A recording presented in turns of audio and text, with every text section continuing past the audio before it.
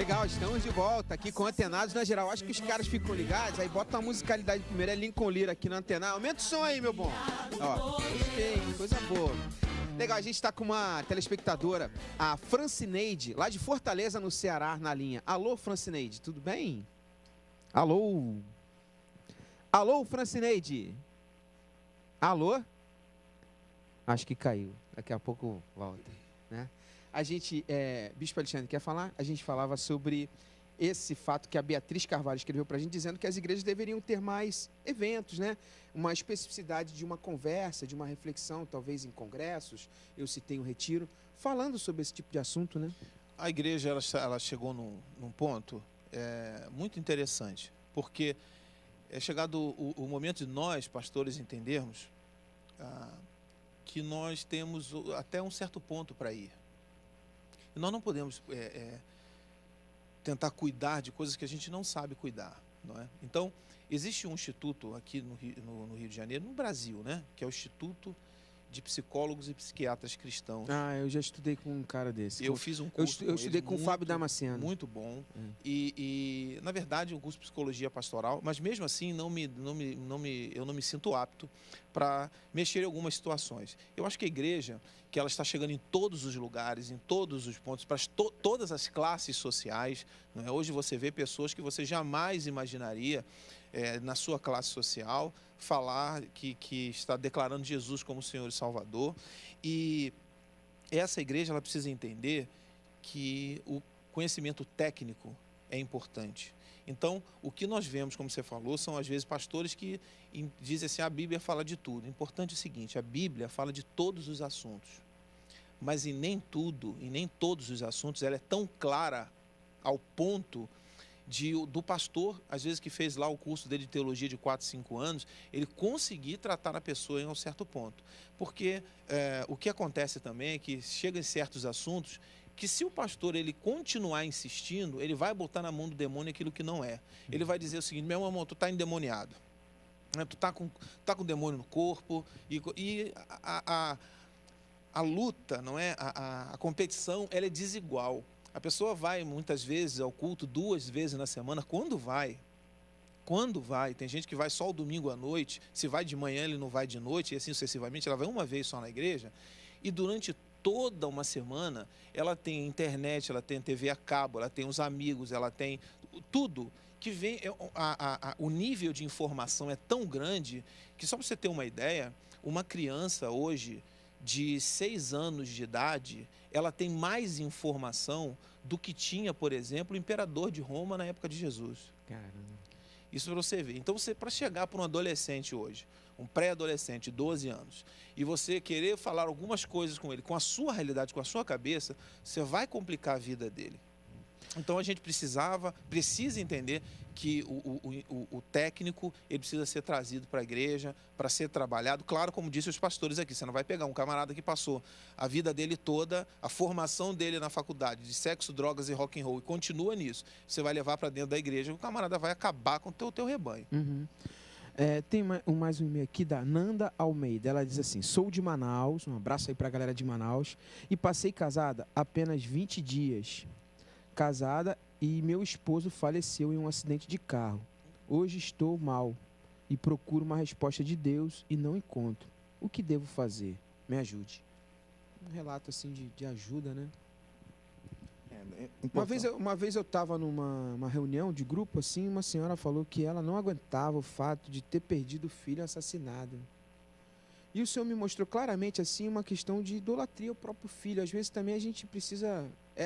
É um fato muito ruim, a pessoa amada, a gente perder, mas a gente precisa entender que o Senhor é Senhor da nossa vida, né? Senhor da vida, né? Não sei, eu quero ouvir vocês. Deus é soberano nas ações, a gente precisa compreender. Ela, como a gente acabou de falar, deve buscar uma ajuda de um especialista, deve primeiro procurar o pastor, se ela ainda não o fez, conversar com ele. O pastor deve procurar orientá-la.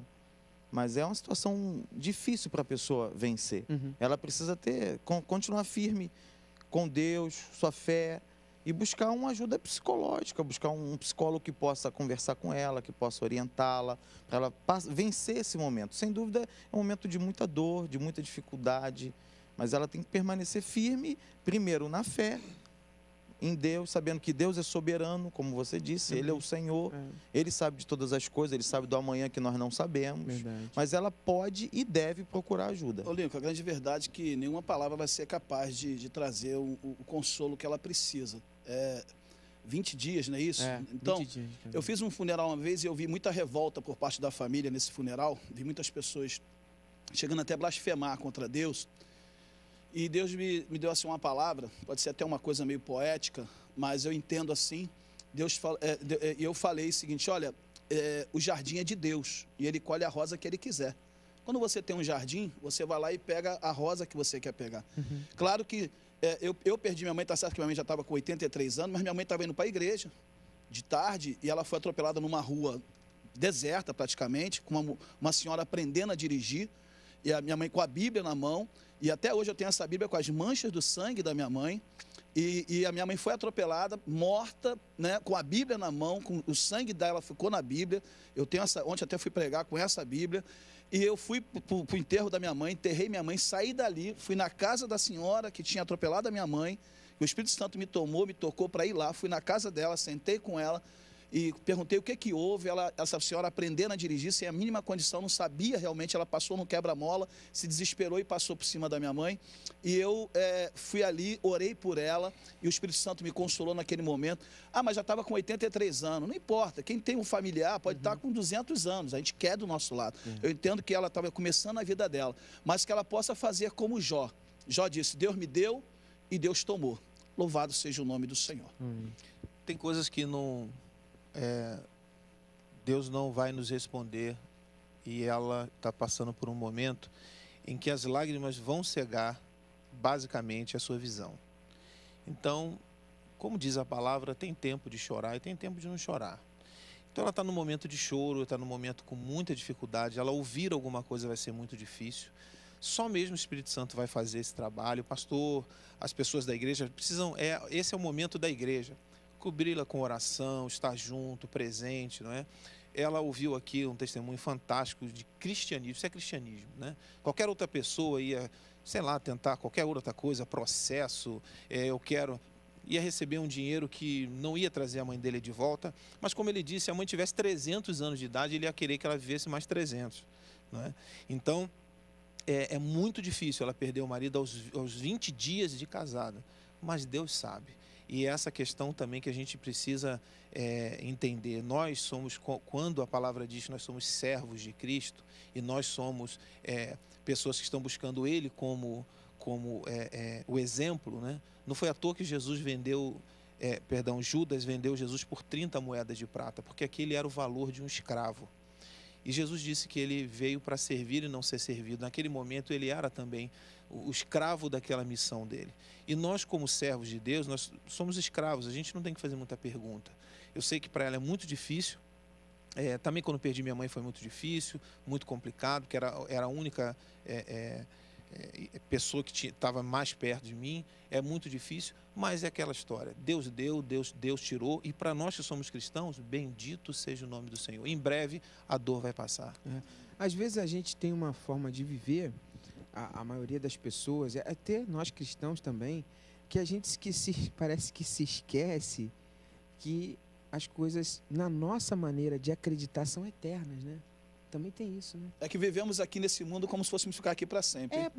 Parece que está tudo limitado a isso aqui. E, na verdade... Está só de passagem. Né? E o acreditar nessa herança, né? É verdade. A gente, às vezes, tem que colocar isso como maior que a gente. Senão é difícil realmente superar, porque é difícil. Eu não estou aqui simplificando nem menosprezando a dor da Nanda. Mas Nanda, eu solidário. Todos nós aqui, de repente, temos uma história de de perdas de entes queridos. Não, talvez na condição dela.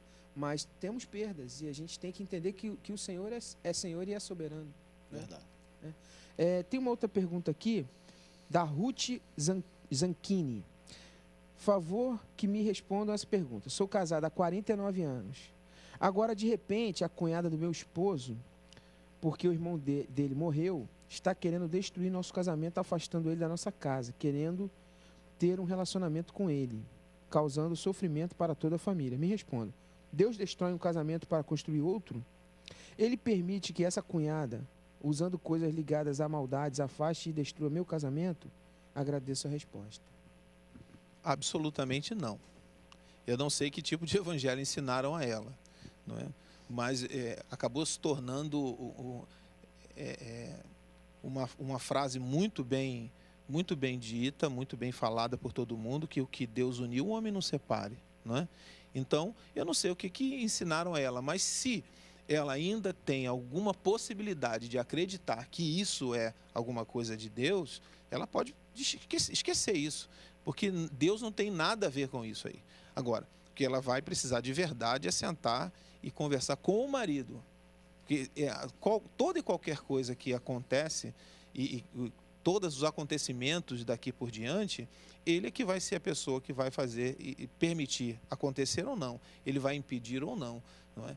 E a parte dela é crer que Deus não está nesse negócio, Deus não desfaz um casamento para fazer outro, de forma nenhuma, esse não é o objetivo de Deus. Ela vai ter que orar e, claro, sempre manter uma conversa muito franca com o marido dela. Eu acho que isso também infelizmente, os nossos sacerdotes têm dado um mau exemplo acerca disso aí. Muitos pastores largando as suas esposas de anos para casar com esposas mais novas, eles são formadores de opinião, e pastores às vezes que estão na mídia. Aí, mas o relacionamento está desgastado, então hoje em dia a gente vive como é que diz, a política de trocar as coisas muito rápido. Você compra um celular hoje, esse celular já não é o melhor, vou comprar outro. E infelizmente está acontecendo com a família. O que Deus uniu, a Bíblia diz, não separe o homem. E quem está separando realmente é o homem. Essa questão do que ela falou ali, da intenção da cunhada dela, de destruir o casamento dela, isso aí é reflexo também de uma coisa espiritual. Alguma coisa espiritual está acontecendo na vida dessa mulher. Ela precisa de oração e de libertação, porque, como ela muito bem falou, Deus não destrói um casamento para destruir outro. Mas o que mais nós estamos vendo dentro da igreja é isso, casamentos sendo desfeitos para se fazerem outros casamentos após esse casamento ser desfeito. E isso aí vai contra os princípios bíblicos. As pessoas têm que brigar e lutar pelo casamento, só que o divórcio está como na época de Moisés. As pessoas estão usando o divórcio como uma via mais fácil, quando ninguém quer restaurar. É muito mais fácil. Hoje em dia não se conserta mais nada, você não se conserta mais ferro, não se conserta mais ventilador. Quebrou, você joga fora e compra outro. E casamento também ninguém está querendo consertar mais não. Quebrou, joga fora e casa de novo. Não se busca mais a restauração. Meu pai comprou uma televisão Colorado RQ nos anos 70, consertou aquela televisão 50 vezes. Como é que era o nome da televisão? Colorado RQ. Quem sabe é da antiga, sabe a marca. E hoje em dia não, a televisão você compra uma de plasma, de LCD, ela queimou, não adianta consertar, joga fora. Casamento também, deu problema, tá com dificuldade, troca, faz outro casamento, é mais fácil, não é não. As pessoas estão trazendo esse princípio de maldição. Casamento é algo instituído por Deus. A primeira instituição está acima da igreja e foi criada não pelo homem, por Deus. E, infelizmente, o que está acontecendo é isso aí. Às vezes, as pessoas me pedem oração na igreja e aí falam assim, pastor, ora por mim, porque eu quero casar. Mas quando eu oro por aquela pessoa, eu falo assim, Senhor, que os sonhos dela estejam em concordância com o teu sonho. Porque, às vezes, aquela pessoa quer casar, mas não quer casar com um homem solteiro, quer casar com o marido da outra irmã, quer casar com o esposo com a esposa ou com o esposo de outro. E, às vezes, você está orando ali sem saber a intenção do coração daquela pessoa, mas quando eu oro, eu falo assim, Senhor, que a intenção do coração dela esteja em concordância com o teu querer e não com o que ela quer. Amém. Eu estou com a ligação do Davi, de Sepetiba, no Rio de Janeiro. Alô, Davi. Alô, boa tarde. Boa tarde, tudo bem, Davi? Tudo jóia. Eu estou prestando atenção aqui no debate a respeito sobre o casamento, né? Legal. Uma dúvida que eu tenho, gostaria de dividi-la com todos vocês e com quem está nos assistindo, é a seguinte. A palavra quando diz, igual os amados irmãos acabaram de falar aí, o que Deus uniu, não separe o homem. O que eu entendo nessa palavra, ela é bem clara, ela explica bem claro, o que Deus uniu. Aí eu pergunto aos amados irmãos e pastores, o que Deus uniu, agora, e o que Deus não uniu? Boa. Por que eu digo isso?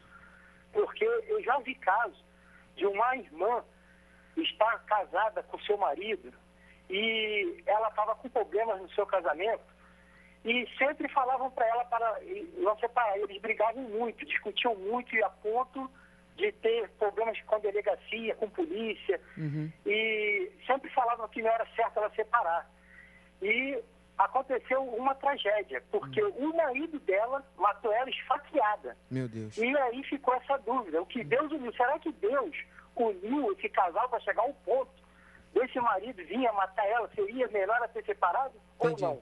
Eu deixo essa pergunta para vocês e eu agradeço o contato. Ok, Davi, obrigado.